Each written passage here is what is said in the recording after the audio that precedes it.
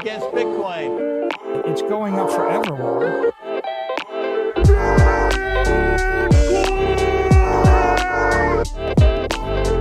You're against Bitcoin, you're against freedom. Yo, welcome to Simply Bitcoin Live, our number one source for the peaceful Bitcoin revolution, code breaking news, culture, manic warfare. We will be your guide through the separation of money and state. Speaking of the separation of money and state, very interesting article coming out of El Salvador. Well, officially, it's an article by the Cointelegraph, and I know a lot of, I think it's multiple publications have picked it up. But this just dropped: El Salvador to introduce Bitcoin education in schools by 2024. Now, this is a very, very big deal. I fundamentally believe that this whole transition that we're living through is going to be a multi-generational thing, because a lot of people have spent the majority of their lives living in the fiat matrix, right? They're comfortable with it. They're comfortable with using money that has presidents, faces of really old people and presidents and all that stuff. If Opti gets back with Chrissy, Opti will be on the face of the euro. We shall see, potentially. But in all seriousness, people have spent a lot of time living in this system. If you're in the developed world where you live in a country, or you have the privilege to have a relatively stable inflation rate, you don't really have the incentive of someone who's living in the global south, or someone who's living in the developing world, where they have to seek an alternative. Now, what I love about this news is that, and to use the word, to be frank, right? Like, I'm just gonna be totally blunt, and maybe some people beat me up for it. Indoctrinating people with the Bitcoin philosophy, indoctrinating kids with the Bitcoin philosophy. And I think that is why this is such a big deal, right? Schools teaching about Bitcoin in a very, very young age. And it's crazy. We know that public schools here in the US, they don't even have financial education in the first place. So this is absolutely bonkers. This is a step in the right direction, because when these kids grow up, right, they're going to grow up already understanding what is Bitcoin, already understanding what the benefits of Bitcoin, rather than going through the process of what a lot of us have to go through, where you have to go through this unlearning process because you've spent the majority of your life in the fiat matrix. So I'm really excited about today's show. I'm going to bring up my legendary co-host, always optimistic. He's smiling. Is it true, Opti? Are things going good with Chrissy? Is she going to put you on the face of the euro? Wait. All right. How's this comment though, Nico?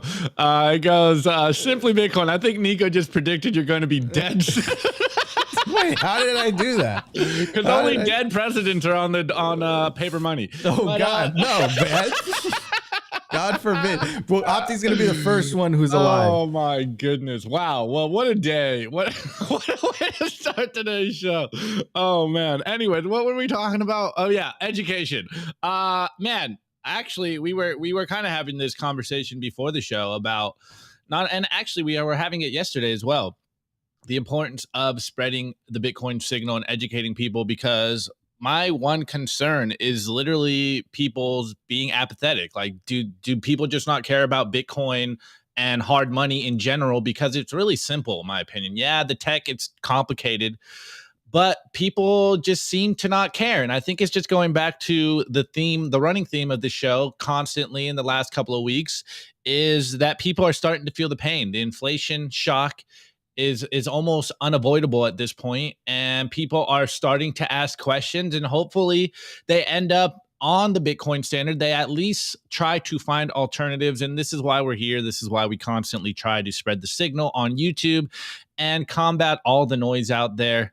But man, yeah, I think Bitcoin education is one of the most important things to be doing right now, or at least, as we say, winning the hearts and minds of the masses out there. 100%, 100%. Also want to bring up our very special guest, host of Cafe Bitcoin, and he is the host of the Bitcoin Veterans podcast, which just launched. Alex Stanzik. How you doing, Alex? I think you're on mute. You're muted. We are having some audio difficulties, but Alex Stanzik has joined us today, so we're super hyped. And it's going to be a great show. All right, everybody, let's jump straight into the numbers. We got a lot to talk about. We got a lot to talk about. We got a lot to check out today. Let's do it. The Bitcoin numbers. Is your Bitcoin in cold storage really secure? Is your seed phrase really secure? Stamp Seed's do-it-yourself kit has everything you need to hammer your seed words into commercial-grade titanium plates instead of just writing them on paper. Don't store your generational wealth on paper.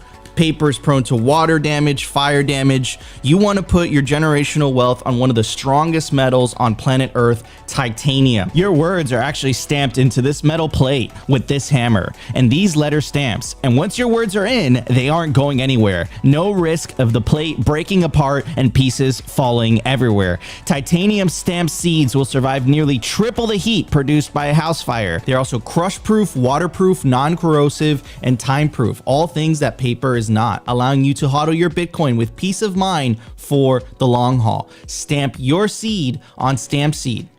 All right, guys, you absolutely have no excuse. All you got to do is scan the QR code on your screen. It'll take you directly to the Stamp Seed website. You can use promo code SIMPLY, get 15% off, get yourself a titanium seed phrase storage kit so you don't have to explain to your grandchildren why you lost your generational wealth because you stored it on paper. Anyways, Alex Stanzik, how you doing, buddy?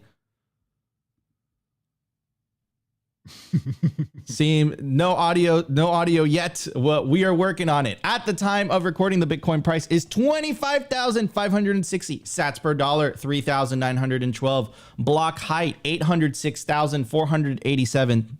Blocks to halving 33,513. Halving estimates April 21st, 2024. Total Lightning Network capacity 4,737 Bitcoin. Capacity value 121 million US dollars. Realized monetary inflation rate 1.75%. The market capitalization of Bitcoin $498 billion with a B. Bitcoin versus gold market cap 3.89%. Anyways, I want to show you guys this video from the Mises Media, and we actually showed you guys a video from them yesterday. There's another video that they had in the same playlist, and it is awesome. In 3 minutes and 17 seconds, and I played at 1.25 the speed, so it shouldn't even take that long. Literally, the topic of the video is money and the state. And I think it perfectly summarizes it in such an articulate manner, in such a well-written, well-thought-out, very precise money and state, what the government has done to our money. Now, keep in mind, Bitcoin actually provides a solution to this.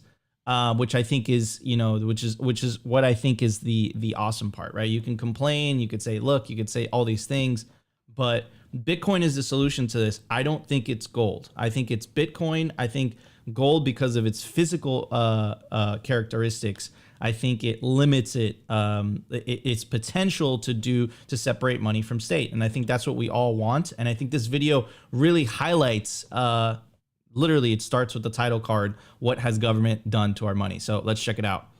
Money and the state. Governments, unlike all other organizations, do not obtain their revenue as voluntary payment for their services. Consequently, governments face an economic problem different from that of everyone else. Private individuals who want to acquire more goods and services from others must produce and sell more of what others want. Governments need only find some method of expropriating more goods without the owner's consent. One way is theft, which in a monetary economy is called taxation. But taxes are unpopular, and too much of them can spark rebellion from the public. As a result, governments discovered another way to enrich themselves: counterfeiting, creating new money out of thin air, rather than earning it through exchanging goods and services. While much has changed throughout history, government's dependence on counterfeiting goes back thousands of years. For example, in ancient Rome, emperors would shave off bits of metal from coins or replace them entirely for inferior metal. In doing so, the government would create new coins for it to spend, at the expense of the citizens whose money was now less valuable. Governments today do not inflate the currency by cutting coins, but they continue to expand the money supply at the expense of everyone else. How? Two ways. One is by creating it directly. One consequence of using paper was that it became easier to print new money into the system. Every new dollar that the government created, not backed by any commodity, had the same effect as shaving off metal to create new coins. In today's world, it is even easier. Now that most transactions are done electronically, central banks, like the Federal Reserve, can create trillions of new dollars with a keypad. This can then be pumped through the banking system with the central bank buying assets, like government debt or mortgages, in exchange for the newly printed money. The other way is by regulating how banks can issue loans. With a fractional reserve banking system, the government can increase the money supply by changing the requirements for reserves in bank deposits. Requiring a 90% reserve means only 10% of a bank account can be loaned out. Changing that to a 10% reserve would allow for an exponential increase in the money supply, given the way money can multiply in such a system. This increase in the money supply can give the economy the appearance of increased wealth in an economy. More money means its price, also called the interest rate, or the cost of borrowing money, goes down, which means that it is cheaper to invest in a new project than an individual may believe to be profitable. Without an increase in money, this would require an increase in real savings, which would reflect a change in consumer preferences. Instead, this artificial boom leads to investments in projects and industries that would not have appeared profitable with real market prices. A short-term boom becomes a bust as there is not enough profit to justify the debt. A government that controls the money and banking systems in an economy can use it to confiscate wealth through inflation, monetize its debt, and interfere with general investment activity. It can do all of this without the brutality of police forces or militaries. How do governments achieve this power? To help understand that, let us look at the history of our Federal Reserve. So The Creature from Jekyll Island. Oh, look, it just keeps going. It's just a very nice playlist. Guys, check it out. Check out Mises Media. And also, shout out to them. They have a Creative Commons attributes license. So, you know, they allow people to reuse this awesome content for educational purposes. So definitely check it out. Dude, it is what we say every day. It's just in a more articulate manner. We're trying to get Alex on the show. So we're having a bit of some technical difficulties. Before we get Alex on here, Opti, what's your take on the video? Yeah, first and foremost, who's making those videos, Nico? Because they're really good. Mises Media. They're incredible. Mises Media. Yeah, absolutely I might just show them like for the next couple of days. Because they literally have a playlist of like 9. Okay. And they're incredible. I'm absolutely loving them. Yeah, well, I mean, it really goes into what we say all the time. Like, the problem is very easily identifiable. And obviously, as a Bitcoin channel, we would say that the problem is the fact that we gave a small cabal control over the money, that there is, you know, the state in between you and your money, and they can do whatever they want with money. And of course, Bitcoin fixes this. But this example really makes me wonder, and maybe I'm being like a jaded Bitcoiner today. Maybe I'm feeling a little pessimistic fields today. But it really makes you wonder, like, why people ignore the problem of money printing and why they're giving control to the money, to the state, or rather why they're digging their heads in the sand that this is the problem. And I don't know. It can only make me think today that it's just people don't want to believe that governments and politicians are stealing from them. They want to believe that those in power still have their best intentions. And it's kind of like the Wizard of Oz, you know, looking behind the veil. And it's too painful for most people. Like, people are too, I don't know, like the sunk cost fallacy keeps popping in my head. Maybe just people are too connected and too emotional about this situation, where they don't want to believe that all of the feel-good projects that their government are supposedly laying out for them are literally making them poorer, and this is why they're struggling in their everyday life. And it's like, man, we have these examples that are so simple, and you know, they're catchy and they're animated, and it's like it's so simple, even a child can understand this. But what's that saying where like, if your job depends on, if your paycheck depends on it, it's going to be impossible for you to teach someone about it. And this is kind of where I think we're at. Like, most people are so involved in the status quo, the things. I can hear Alex. I think we can hear you. I can hear you. Alex is here. What's up, Alex? Am I here now? Yeah. Like, for real this time? Alex Stanzik, host of Cafe Bitcoin and Bitcoin Veterans. How you doing, man? I'm doing great. Thank you. Happy to join us. We just saw this awesome video from Mises Media. They opened the license so that you could just share it and play it. But literally the topic of the video is what governments have done to money. But what's really interesting is that, again, like, they highlight the problem. They're like, look, this is what they've done. It gives them this ability to, you know, essentially counterfeit money, spend money that they wouldn't normally be able to, because the only other method is direct taxation. You can't, you know, tax your people too crazily without creating a revolution, basically. So governments have figured out this, like, you know, this hidden tax of inflation. And they it did an incredible job highlighting that. Now, what I think is missing from all these videos, is as amazing as they are, is what is the solution, right? So I think gold failed. I think because of its physical characteristics, I think it was inevitably co-opted. But I think Bitcoin can succeed where gold failed because of its physical characteristics, because of its ability because people can just store millions, billions, trillions of dollars theoretically by writing down a 12-word seed phrase, right? It makes it incredibly easy. And not to mention, you can send this Bitcoin instantaneously anywhere around the world at a snap of a finger at a very low cost, right? So anyways, Alex, what has government done to money in your opinion? Government has created this situation where the money is dishonest. It benefits a certain group of people over another group of people. It's causing this massive bifurcation of wealth. This inflation effect, by the way, it's a compounding inflation effect, is essentially hollowing out the entire middle class of the United States of America, and it's transferring all of that wealth into the hands of a very small number of people. And it's incredibly bad for the stability of the country, the stability of the society. Not to mention the fact that it's basically stealing the time and the life and the labor of all of these innocent people, many of whom have no idea and don't really understand how or why this is happening to them. All they know is they can't afford anything. Groceries are stupid expensive. Gas is stupid expensive. I keep seeing these videos popping up where there's this one video I saw. There's this one gal at the gas station, right? And she's on the hood of her car, like counting out pennies and change to try to put gas in her car. And so while she's doing this, this other dude pulls up next to her and he's looking over and he's watching her do this. He's like, man, that's messed up. So what he does is he sneaks around the other side. He puts his card in. He authorizes the payment for her. And she comes back and she could just pump gas. She started crying. She climbs in her car and she's just bawling. And it tells you what's going on. This is like happening all over the country right now. And I think you're feeling it. Like people are feeling it. I think we're on the verge of people basically saying, yeah, we're done. We're fed up with this. Maybe we don't understand what's happening, but mathematically, we can't keep doing this. It's going to be a problem.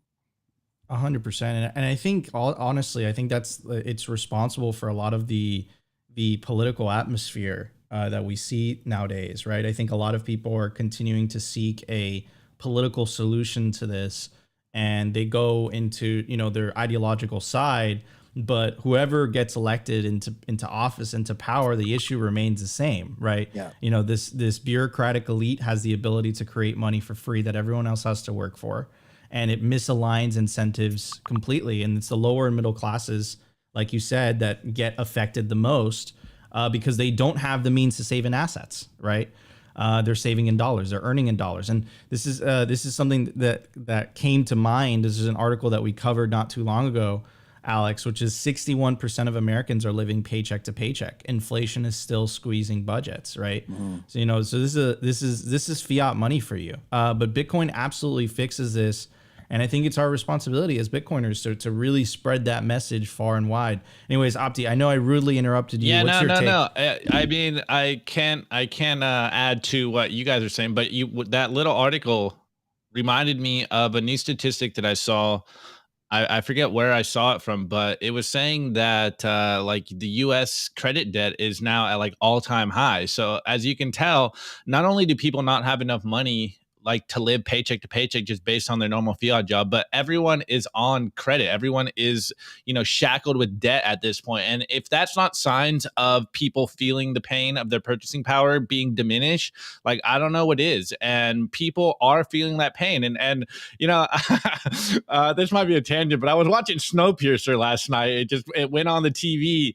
And when Alex was talking and you said we're almost at the point where, and literally my head was like, we're almost at the point where people are going to start like eating each other. Like, I know we're not there. I'm being hyperbolic, but like you can feel it. Damn it, Opti. Sorry.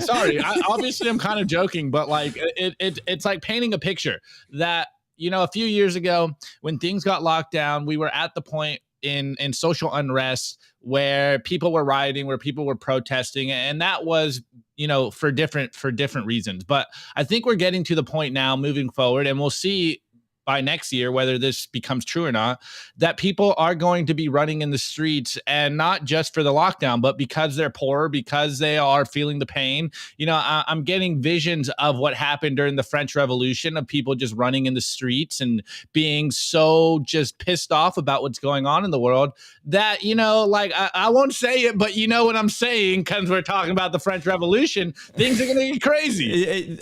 I guess just to put another frame, right?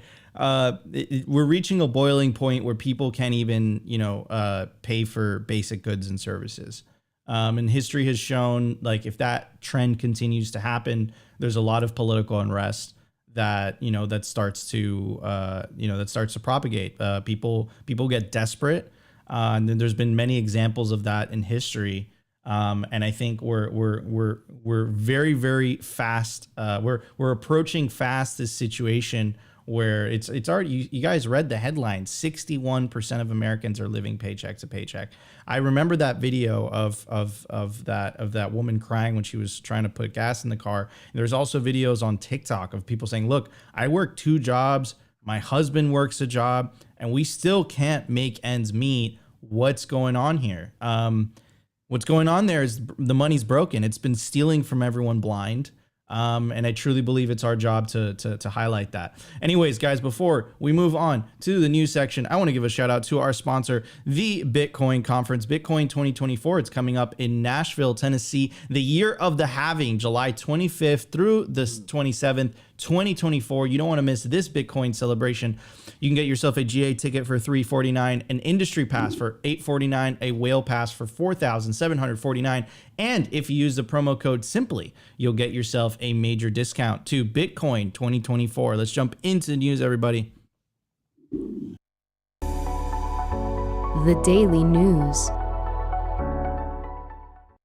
All right, guys, I also want to give a shout out to our other sponsor, Foundation Devices. They make one of the best hardware wallets on the market right now. You guys definitely want to get yourself one. They build premium hardware wallets called Passport right here in the US. It's fully open source and verifiable. Foundation Devices is self-custody done right. It's the most intuitive Bitcoin wallet designed with a UX reminiscent of a simple feature phone, so you will know how to navigate it and use it the moment you pick it up. Get your Bitcoin off exchanges into your hands in just a few minutes. Experience the peace of mind that comes with taking ownership of your own keys. After a massive May sellout during the Bitcoin Miami 2023 conference, the Passport is back in stock at foundationdevices.com. I made it easy for you guys. You can click the link down below. It will take you directly to the Foundation Devices website. All right, everybody, let's get to news. Very interesting. I'm going to start off with this quote, and it's referencing what I was talking about in the beginning. About this idea that if you spend a lot of time in the fiat matrix, you grow accustomed to it. You grow accustomed to the convenience, to this idea that the government should have the ability to, they're the only ones that have the ability and the capacity to do money. No one else can do that. And I think that this is a great analogy, movie The Matrix, that we've referenced many, many times on Simply Bitcoin. This is a quote from Morpheus. And this is right after Neo was first woken up in the Matrix. And he goes into a denial attack. He's like, no, this is impossible. He like passes out. And then in the following scene, he wakes up. Morpheus is standing like right beside him. And he says, I feel I owe you an apology. We have a rule. We never free a mind once it's reached a certain age. It's dangerous. The mind has trouble letting go. I've seen it before, and I'm sorry. I did what I did because I had to. It's why I focus so much on working with the younger generation. So anyways, speaking on that last line, which I don't think is from the movie, this is in reference to what we're going to talk about today, which is this news that dropped El Salvador to introduce Bitcoin education in schools by 2024. Goes on to say the Ministry of Education of El Salvador, the nonprofit, non-governmental organization Mi Primer Bitcoin, meaning my first Bitcoin, partnered to add Bitcoin education to public school curriculum by 2024. John Denheney, The founder of MBP confirmed to Cointelegraph that this is a project of the Ministry of Education that MBP is assisting with along with Bitcoin Beach.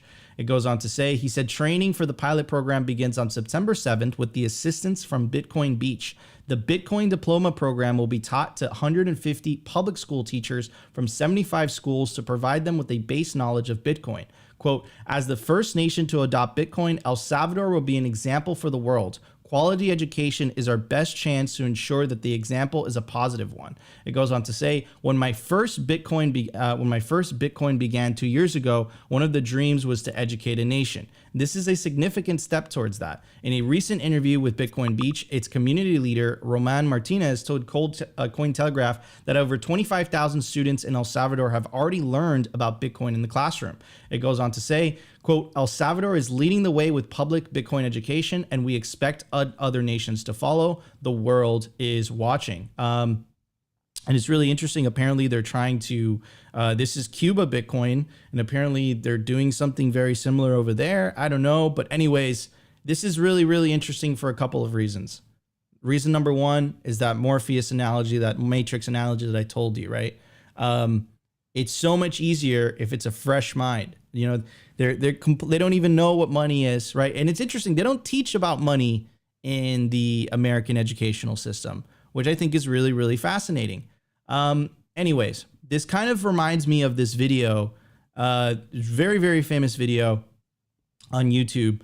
And it's about this KGB defector, Yuri Bezmenov. And he talks about this idea of if you want to co-opt a nation, of course, he's talking about a collectivist ideology specifically, but kind of the same thing applies in a way, right? If you really want to change people's perspective on things, what's the easiest thing to do? What is the first thing that you want to do? You want to educate the new generation, the generation that's coming in, right? Shout out to El Salvador for taking this very, very brave step in doing that. I don't think they even teach about finance and about money in American public schools. A lot of people feel that, you know, that's for they do that on purpose. We're not going to take that stance on Simply Bitcoin, but it is quite a coincidence that they don't talk about that, so to speak. Anyways, here is I'm going to share you guys the video of Yuri Bezmenov. He is a defector from the Soviet Union. He came to the US and he talks about this idea of ideological subversion, which is really interesting. So it's about a 2-minute clip and then we'll talk about it. Mr. Bezmenov was born in 1939 in a suburb of Moscow. He was the son of a high-ranking Soviet Army officer. He was educated in the elite schools inside the Soviet Union and became an expert in Indian culture and Indian languages. He had an outstanding career with Novosti, which was and still is, I should say, the press arm or the press agency of the Soviet Union. It turns out that this is also a front for the KGB. He escaped to the West in 1970 after becoming totally disgusted with the Soviet system, and he did this at great risk to his life. He certainly is one of the world's outstanding experts on the subject of Soviet propaganda and disinformation and active measures. Well, you spoke several times before about ideological subversion. That is a phrase that I'm afraid some Americans don't fully understand. When the Soviets use the phrase ideological subversion, what do they mean by it? Ideological subversion is the slow process which we call either ideological subversion or active measures, активные мероприятия in the language of the KGB, or psychological warfare. What it basically means is to change the perception of reality of every American to such an extent that despite of the abundance of information, no one is able to come to sensible conclusions in the interests of defending themselves, their families, their community, and their country. It's a great brainwashing process which goes very slow, and it's divided in 4 basic stages. The first one being demoralization. It takes from 15 to 20 years to demoralize a nation. Why that many years? Because this is the minimum number of years which requires to educate one generation of students in the country of your enemy, exposed to the ideology of the enemy. In other words, Marxism-Leninism ideology is being pumped into the soft heads of at least 3 generations of American students. So stop it right there. And another interesting fact about that video, by the way, you know who was doing that interview? You know who was the interviewer? G. Edward Griffin, who is also the author of The Creature from Jekyll Island, which exposes the Federal Reserve. A lot of interesting thing, a lot of coincidences. put the political talk aside, put the collectivist talk aside, put that aside. But in the eyes of a Soviet agent, right, whose whole purpose was to change the ideology of a country, of a nation, he is literally telling you it will take between 10 to 15 years. And the reason it takes that long is because that's how long it takes to educate an entire generation, entire group of people. And I think El Salvador is really pushing this forward, but not on a negative way, not on a state-based ideology, not on a collectivist ideology, but they're pushing forward and they're teaching kids about Bitcoin. And that is really, really awesome. They're not teaching kids about fiat. They're not teaching kids about politics. They're not teaching kids about ideologies. They're teaching kids about Bitcoin. And I think this is really, really pushing the envelope. I think this is exactly why the IMF has attacked El Salvador the way it has. I think this is why the fiat media has attacked El Salvador the way it has, because they see what's happening there, and I think it scares them to death. Not to mention also that they made President Nayib Bukele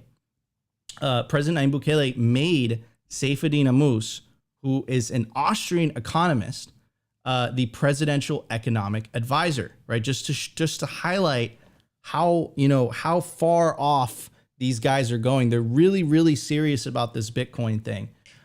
So anyways, that's what I wanted to cover today. I think it's really, really important that not only is Bitcoin taught to kids at a very, very young age, but also more importantly, that this happens worldwide, right? I'm going to pass this question to Alex. Alex, do you think it's a coincidence that financial education is not given in high school? Money is not talked about during high school? Is that a coincidence? What's going on there? Not at all. I don't think that's a coincidence at all. If you look at the type of things that are being taught in American schools today, this concept of really demoralizing the nation and kind of getting people into this mode that goes along with this feeling of disempowerment. So it kind of switches them into this mode where they just don't believe in the system.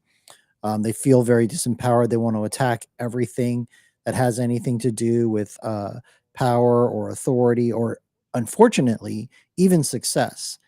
Like there's this video that I saw the other day that I thought was really good. It was called Postmodern Resentment.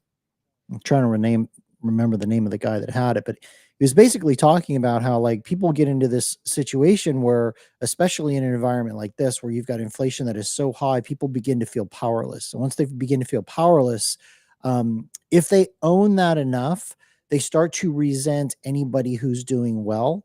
And that is a perfect breeding ground for these types of ideas, which are then used really to destroy the systems of the existing free state. It's a very dangerous pathway. And I think it was Bastiat that said, and I'm paraphrasing him because this is not the exact quote, but it's something like this, is that if you want to take over a country, you do it in the schools. And I saw this kind of stuff happening many years ago. I want to say in the early 2000s, I was very concerned about it. In fact, I even left the United States for a period of almost 11 years to live in another country because I didn't want my kids growing up in that school system. I think it's very dangerous, and it's leading to a lot of not ideal outcomes right now. Yeah, 100%. I 100% agree with you. You sense it. It's this very defeatist mindset, nihilistic mindset.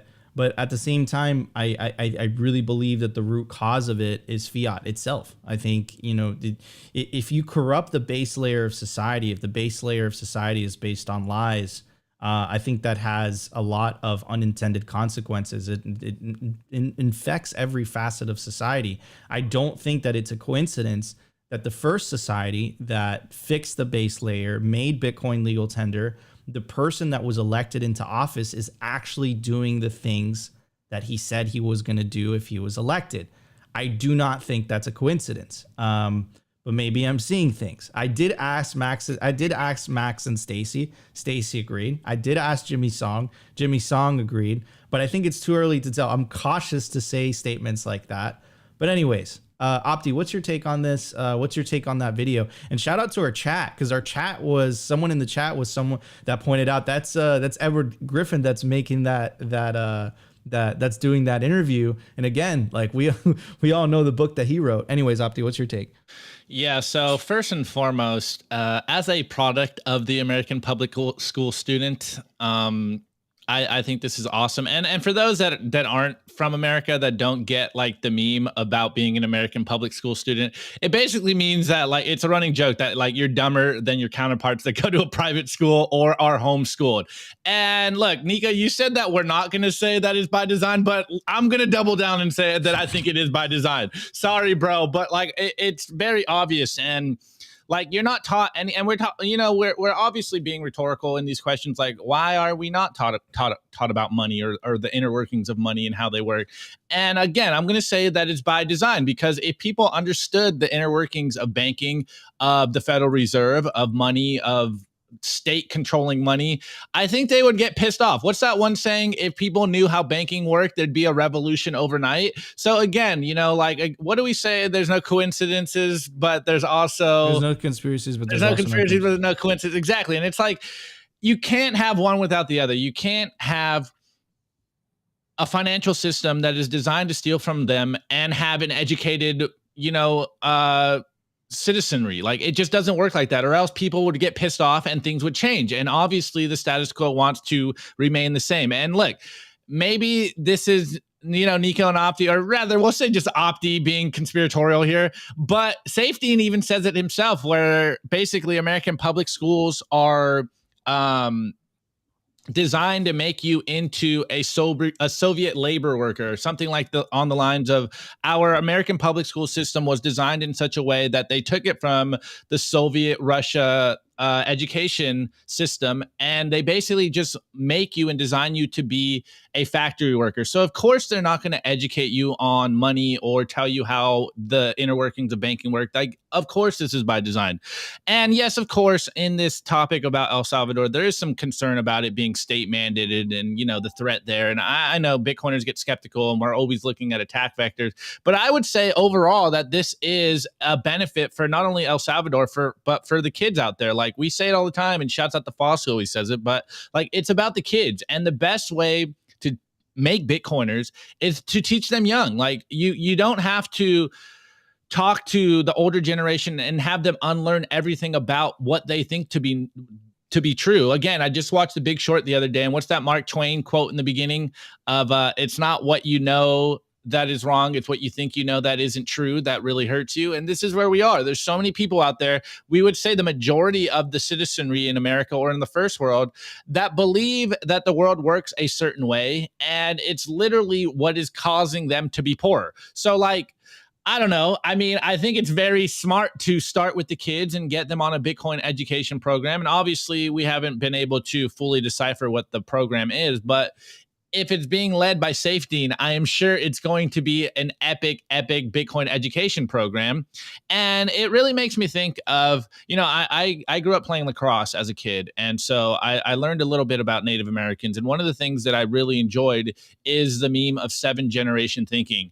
And we have Yuri saying it on the opposite side, that if you get a control of the kid's mind in 30 years, 10 years, a few decades, you can completely change the fabric of society. And this is where we are. And so we're going to have to do the opposite, but in a positive manner, is teach people how to be Bitcoiners, why Bitcoin, why hard money, and start with them young. So like, you know, there's kids out there already that have been living in a Bitcoin only world, and it's just already second nature to them. You know, like my little, I have a cousin, she's like 10 years old, and I'll send her Bitcoin, and she has a Bitcoin wallet, and she's just like, this is so much easier than banking. It's like, it's so simple if this is the first thing you've encountered. Like, Nico and I talk about all the time. If you go to a bank as a kid, they won't even let you get a bank account, and you just download an app and it's like, okay, here you go. You are your own bank. Mom, send me some sats.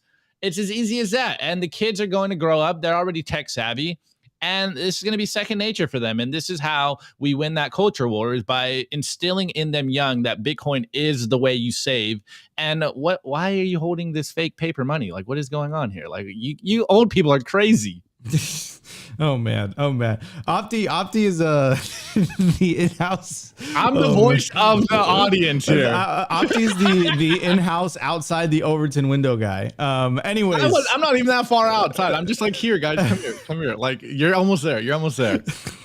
All right, guys, I want to give a shout out to our sponsor, Bitcoin Evangelism. The great Tatum Turnip once said Bitcoin evangelism is like if the Bitcoin Standard and Bitcoin for Dummies had a baby. Have you ever struggled to answer your skeptical no-coiner friends' objections? Or maybe you answered it perfectly, but they just didn't understand what you said. Bitcoin Evangelism will equip you with an arsenal of simple illustrations to help you articulate the tenets of Bitcoin to anyone. Bitcoin boomer? Check. Aunt Edna, who is worried about Bitcoin being the currency of the Antichrist? Check. Annoying dude from work that rubs it in your face anytime the price of Bitcoin goes down? Check. What about your crypto friends? Bitcoin Evangelism is the most comprehensive Bitcoin-only book for the entire altcoin casino that will reverse the effects of the crypto brown pill and help more people see a bright orange future. Scan the QR code on your screen right now. It'll take you directly to Amazon where you can get your copy of Bitcoin Evangelism, Planting Seeds for the Decentralized Revolution. Let's get to the culture where we talk about Bitcoin veterans and Cafe Bitcoin. The Daily Culture. Brought to you by SwanBitcoin.com. Swan is the best way to build your Bitcoin stack with automated Bitcoin savings plans and instant purchases, serving clients of any size from $10 to $10 million. We love Swan because they incentivize self-custody and dollar cost averaging. What are you waiting for? Visit SwanBitcoin.com today. All right, guys, check out the Pacific Bitcoin Festival. It's coming up October 5th through the 6th. It's literally in less than a month. It's going to be the largest Bitcoin celebration on the West Coast, the Pacific Bitcoin Festival. You don't want to miss it. Current speaker list includes Jimmy Song, Lynn Alden, Greg Foss, Alex Gladstein, Corey Clipston, Preston Pish, Stacy Herbert, Max Kaiser, Stefan Livera, and many, many more. You can use promo code SIMPLY to get a 21% discount to the Pacific Bitcoin Festival. Anyways, Opti, take it away. It's all yours. Yeah, let's go. Well, first and foremost, Alex, good to have you. And let's just start where I'm guessing most people in the chat know you from. What is Cafe Bitcoin? And for those that don't know, give them the TLDR of what you guys do over there on Cafe Bitcoin, Alex. Sure. Cafe Bitcoin is a live show that we do on Twitter Spaces every single day. It's an audio show. If you have Twitter, you can just listen in. We have a panel of speakers, people who come on the regular. Lots of experts come in. Lots of featured guests come in. We talk about Bitcoin just for about 2 hours straight. Cover almost every aspect of it, from the technical part of it to self-custody to mining to how the protocol works, monetary history, economics, geopolitics, all of the different areas that somebody might be interested in checking out in regards to Bitcoin. So we've been doing this for almost 2 years now. I think today we did like episode 428. It's also a podcast up on Spotify and Apple and Fountain, everywhere you get your podcasts. You can listen to it as an audio version. We're going to be soon doing it as a live stream as well on video and starting to put it up on video. Nico's going to be hooking me up with his brainiac expertise on how to set up studios and all that other kind of stuff. So looking forward to that. Wow, let's go. Awesome to hear. Well, also shouts out to producer Jacob, because you guys probably have some of the best guests daily coming in on Cafe Bitcoin. And, it wouldn't be a Simply Bitcoin show if we didn't shout out Jacob over there. But yeah, man. Okay, let's go into your newest project. And Mike Hobart, he's off the bench member for Simply Bitcoin, and we've talked about Bitcoin veterans before. But again, for those that don't know, what is the goal with Bitcoin veterans, and who is Bitcoin veterans? Okay, so thanks for asking. Bitcoin Veterans is a new Bitcoin pod. It's a video podcast. We stream it live. We do it every Wednesday night. We're doing it tonight, 7 p.m. Eastern. If you want to check out or follow, be notified of when those are dropping, look for Bitcoin Veterans on Twitter. And it's basically 5 guys, all prior active duty. Some of us are combat vets, some of us are not. It doesn't really matter. I mean, we're coming from a perspective of what our experiences and our kind of view on life shows us in terms of Bitcoin. When you're in the military, you get sort of a unique perspectives into how this whole system works, how the military industrial complex works. You start asking questions about why you're being deployed overseas to do certain things in the name of what. You start asking questions about why are they sending us there? What's to be gained by this? Are we actually protecting the United States of America, or are we executing the interests of a bunch of bankers and politicians? What's that all about? Is it just funding the military industrial complex? It's all those kind of things. So the purpose of the show is we're going to cover quite a large range of topics, everything from citadels to, we'll probably talk about shooting and all this other kind of stuff at some point, resilience, man stuff, honor. You know, part of it is to take a lot. I think there's a lot of younger guys right now who are just misguided, especially dudes who fall into this kind of category of like they feel disempowered. They don't know what to do about it. I just kind of hopefully try to mentor them with some of our experience and show them the way. A way, I should say. We're not here to try to tell anybody like we know everything and like, you know, this is the only way, but you know, these are our experiences and what we've learned, and maybe this can be useful to you. So that's what it's about. We find that a lot of prior military like it, but also, I mean, I think it appeals to a wider audience too, because people like to hear kind of the perspectives of guys who've seen some things and laid their life on the line for ideals and beliefs that maybe it turned out down the road. They didn't realize what it was that they were actually fighting for, started asking those questions. And we really want to reach out to veterans, people who are no longer active duty, but also people who are active duty and first responders, people all kind of in these lines of work where they could potentially be placing their lives on the line for what they believe in. And veterans in particular who come back from being deployed overseas and they try to reinsert themselves into the civilian population, and they find sometimes they're a little disillusioned because the whole thing is maybe not what they thought it was. That's tough on a lot of guys. We lose a lot of guys every single year who basically they're just really disenfranchised, disenchanted, depressed, all kinds of mental health issues. And we want to basically reach out to these guys and say, look, for many guys who join, they do it because they're what I call sheepdogs. They're all about trying to protect people who may not necessarily be willing to protect themselves or capable of protecting themselves. And Bitcoin is a way for us to carry that to a new level. It's a new mission. This is a way for people to basically take their lives back from what many of us believe is a tyrannical system and growing more tyrannical by the day. And so this is very serious for us. And we have a good time. You know, we start out having a couple of shots of bourbon or whatever the case may be. And, you know, when you get a bunch of military vets together, the dark humor does flow. So hopefully that doesn't offend too many people, and you guys have a good time and maybe hopefully learn something from it. Absolutely. 100%. Dude, I mean, I love that you guys are doing that. You know, it's cool that you guys came together, and I agree. I think that a lot of people are lost nowadays. You know, as a Bitcoiner by default, I blame fiat money for a lot of that. But I agree. I think, I don't know. It's usually Opti says these types of things. I don't think it's a bad thing I usually don't think it's a bad thing. I don't think it's a bad thing to be strong. I don't think it's a bad thing to be self-sufficient. I don't think it's a bad thing to, you know, to stand up for yourself and be proud. And I think that we kind of live in this world where, you know, maybe you could make an argument that those things perhaps are frowned upon a little bit. So it's awesome, Alex, what you're doing. And why don't you tell everybody where they can find the show if they're interested in subscribing and tuning in?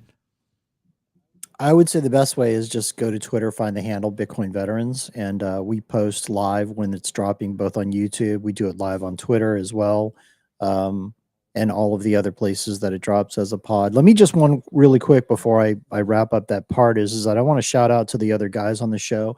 We've got Shane Hazel, Mike Hobart, Gabe Lord, Jordan, aka Operation Libertas. For those of you who don't know, Shane Hazel was a prior Special Operations Force Recon Marine.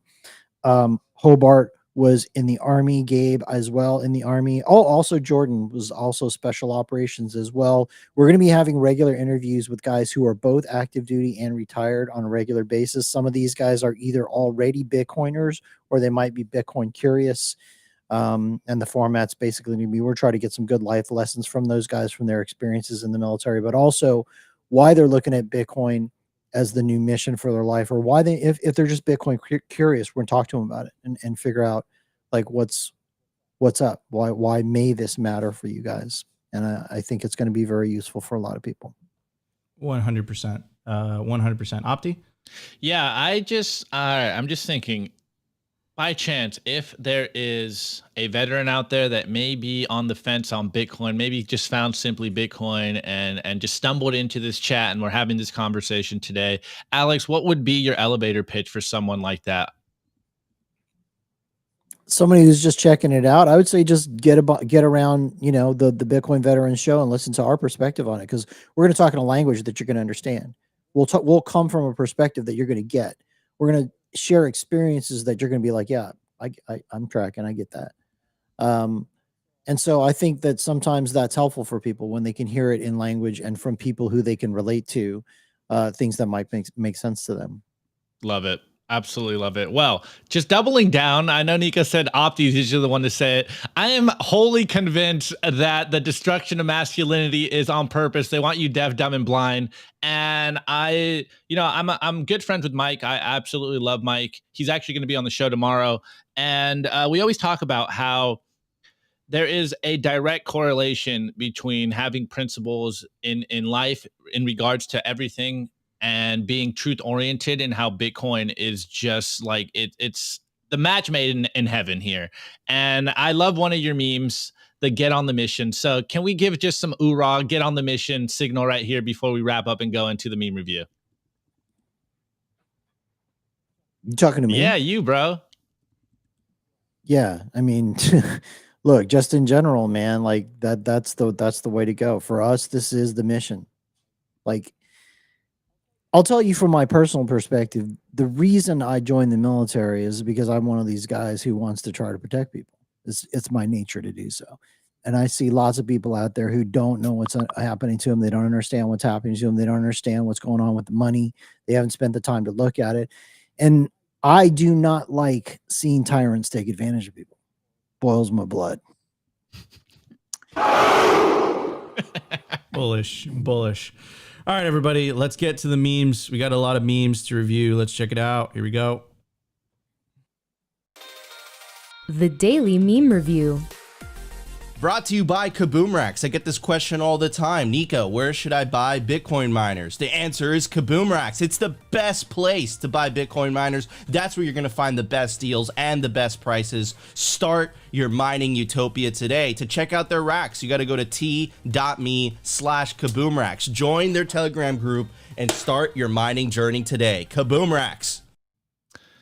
Kaboomracks. All right, guys, you already know the deal. This is the meme review where you guys tag me in memes on Twitter at simplybitcointv or my personal account at Optimus Fields, and I will bring them on the show. Again, you don't just have to tag your own memes. You can tag your favorite memes on Twitter, and I will bring them on the show. And you can also drop them in our Telegram group, t.me/simplybitcoin. Anyways, so you guys already know, tweets are the bullets, memes are the artillery. As you can tell, Bitcoin education is the most important thing to be doing, getting on the mission and spreading the Bitcoin signal so more people opt out of the fiat clown world is the most important thing going on in the world. But on that note, this first meme might be a little contrarian. I think this is the sentiment going around by all my jaded Bitcoin friends on Twitter. This is Rope, and we got, I guess it's what, Venom maybe?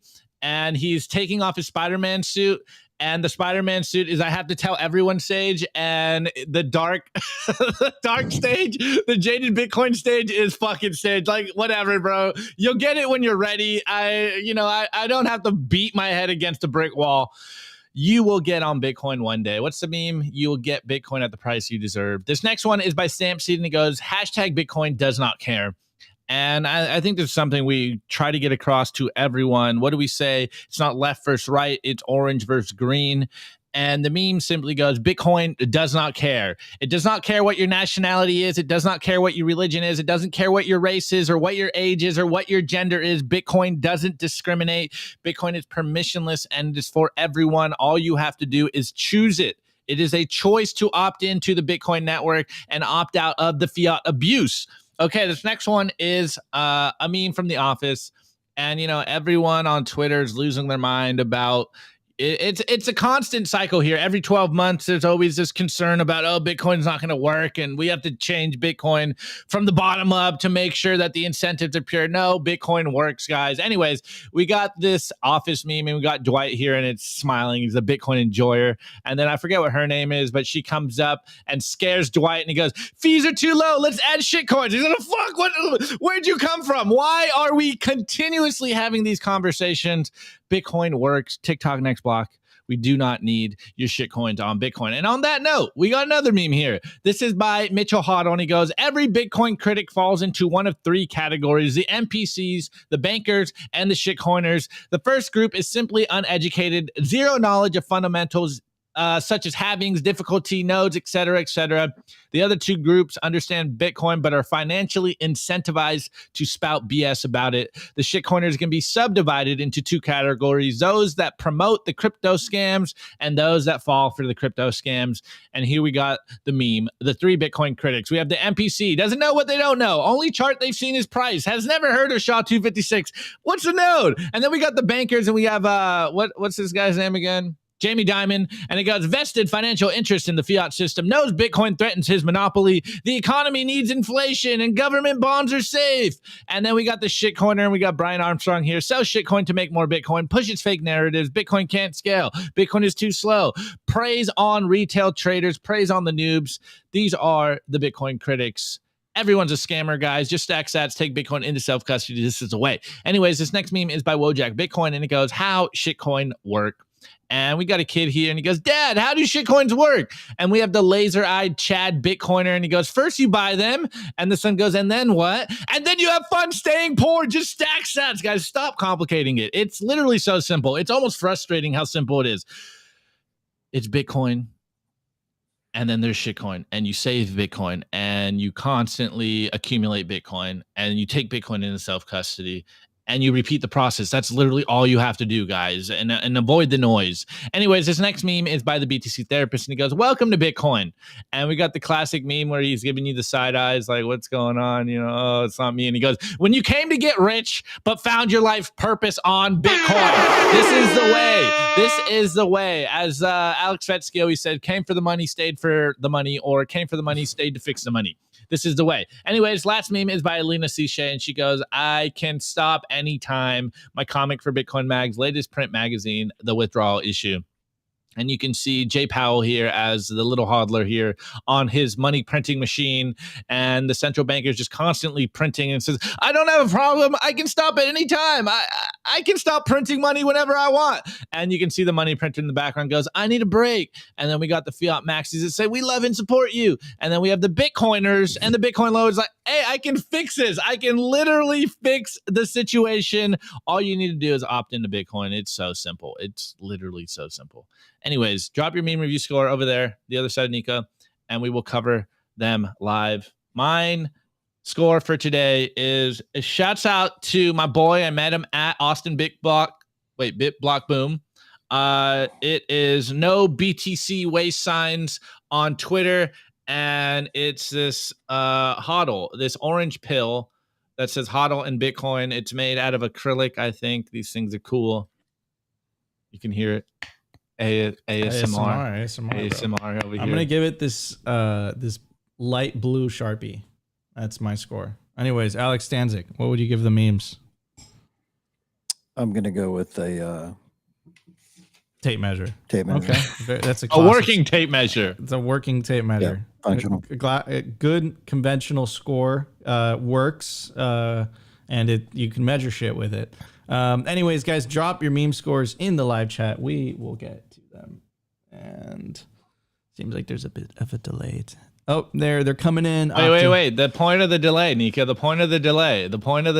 Remember.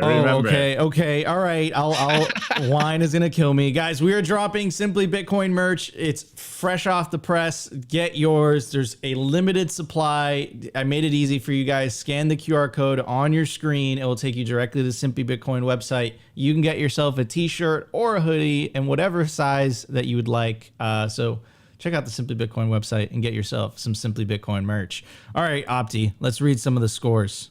Okay. I got some right here. First one by Kim Gage. I give the memes my Dita Von Teese meme that Opti is hiding in his safe. Hold on. Kim. You know I can't put that on the show, bro. I don't know what you're talking about, but all right. Phil C, I give the memes 21 million forever. All right, moving on. Skip down the road. Meme score. I have no fox to give. I like that. Next one by Elaine. Shout out Elaine. The Bitcoin kids are back again to visit other lands. Be sure to join them when they do. Join them in some Bitcoin too. Bitcoin. It's great. Wish we had some. Can't wait. Oh, it's a rhyme. I like that. All right. Yeah, I can't put some of these on, guys. All right, I'm going to put this one on by Matthew J. My score is 1 Bitcoin veteran's hat. Let's effing go. God damn it, Nihilist Fields. Opti gets too weird and actual lasers shoot out of his eyes. Too wired. Come on. Hey. All right. Next one by Big Sean Harris. I give the memes Mike Hobart's white glow farts. Sorry. That's PG enough. I don't know.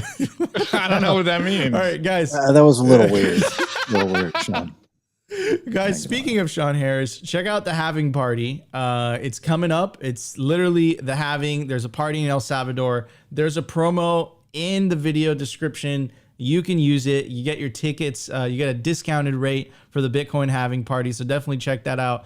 I want to thank our very special guests for joining us today on Simply Bitcoin, Alex Stanzik. Thank you so much for joining us, brother. My pleasure. Thanks for having me, man. Appreciate it. You guys could find Alex Stanzik on Cafe Bitcoin and the Bitcoin Veterans podcast. Definitely check out his content. Guys, if you enjoyed the show, you know what to do. Smash that like button. Consider subscribing if you feel like we provided you value. But the number one thing you could do to help push the peaceful Bitcoin revolution forward is share this content. In fact, share all Bitcoin content. Don't be exclusive. Be inclusive. Don't share shitcoin content. That's counterproductive. Love you all. I'll see you guys tomorrow. No, actually, you'll see Opti tomorrow for a brand new episode of Simply Bitcoin Live. Peace out, y'all. Wait. There's an IRL tonight. There's an IRL tonight with Parker Lewis. Definitely check that out. Peace out, guys.